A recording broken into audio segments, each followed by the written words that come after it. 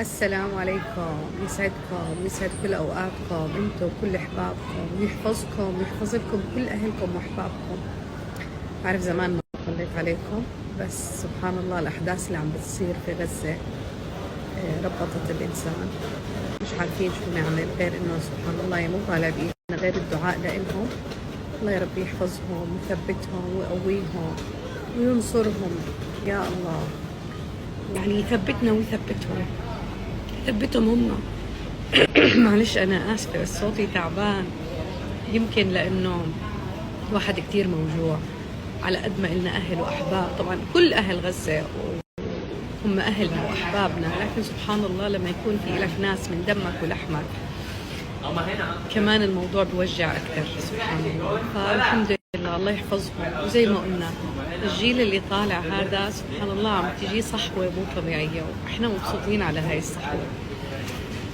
ولازم نضل معهم، نضل نوعيهم، نفهمهم شو اللي عم بيصير وشو اللي صار بالأساس، نفهمهم تاريخ القضية من الأساس. وما شاء الله يعني هم جيل ذكي جدا، حريص ورعي. حاولوا زي ما قلنا يغيبوا، لكن سبحانك يا ربي رب العالمين دائما بالمرصاد. رجع الجيل عم يصحى، ورجعوا الحمد لله. يعني فئة كبيرة من الشباب والصبايا تحسهم رجعوا لدينهم لالتزامهم، صاروا يدوروا عن القضية الفلسطينية. هي قضية كل الأمة، قضية كل المسلمين، قضية كل الشعوب. يعني رجعوا يسألوا عنها، رجعت تهمهم، صاروا يطلعوا مظاهرات، صاروا يطالبوا بكتير أمور كانوا غايبين عنها، كانت مش فارقة معهم، كانوا مش شايفين شو يعني شو اللي بيصير عادي. شو يعني اليهود دخلوا على الأقصى، كان الموضوع يمشي عادي. هلا ما عاد يمشي، هلا صاروا يوقفوا عنده، وصاروا الله يرضى عليهم ويثبتهم ويحفظهم ويهديهم كلهم يا رب ويفرحنا فيهم. صاروا يدققوا على هاي الأمور، وصاروا ينتفضوا، وصاروا ما يعجبهم اللي عم بيصير. هذا فضل من الرحمن الحمد لله. ودائما زي ما قلت لازم نضلنا ثابتين بدعائنا وموقفنا مع أهلنا في غزة وفي كل فلسطين. الله يا رب ينصرهم ويثبتهم ويقويهم ويربط على قلوبهم يا الله.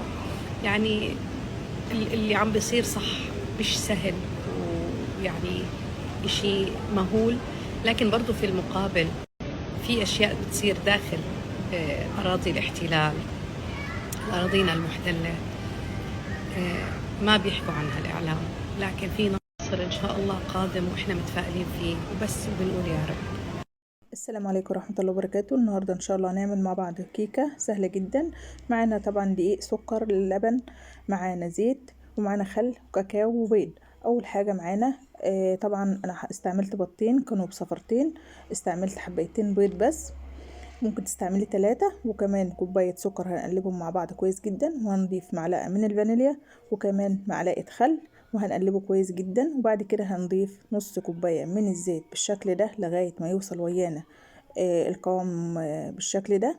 وهنضيف الوقت كوب كمان من الحليب وهنقلبه لغاية ما يعمل لنا فوم كده.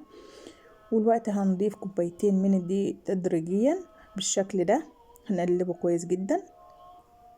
وكمان ضفت نص معلقة من البيكنج باودر او معلقة هرمية من معالق الشاي، وخدت تلت العجينة او الخليط بتاعنا، وضفنا عليه 3 معالق من الكاكاو الخام وقلبناه كويس جدا كده. وممكن نضيف لو لقيناه بقى يابس معانا شوية هنضيف له معلقتين من الحليب او المية، وهيبقى بالشكل ده. وطبعا الوقت هنستعمله في صينية 26. طبعا هنبدأ نعمله بالشكل ده.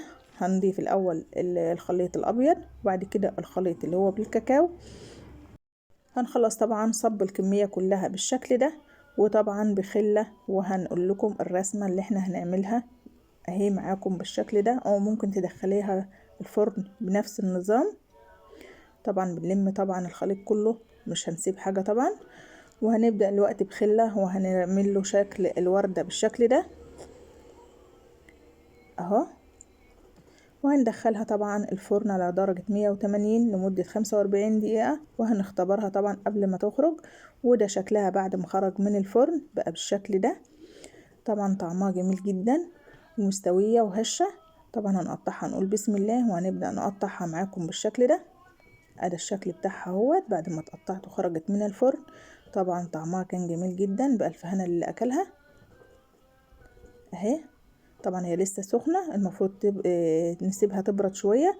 وده كان الشكل النهائي بتاعنا النهاردة. يا رب يعجبكم، وإن عجبكم بقى الفيديو ما تنسوناش بقى في اللايك والشير والاشتراك في القناة. والسلام عليكم ورحمة الله وبركاته.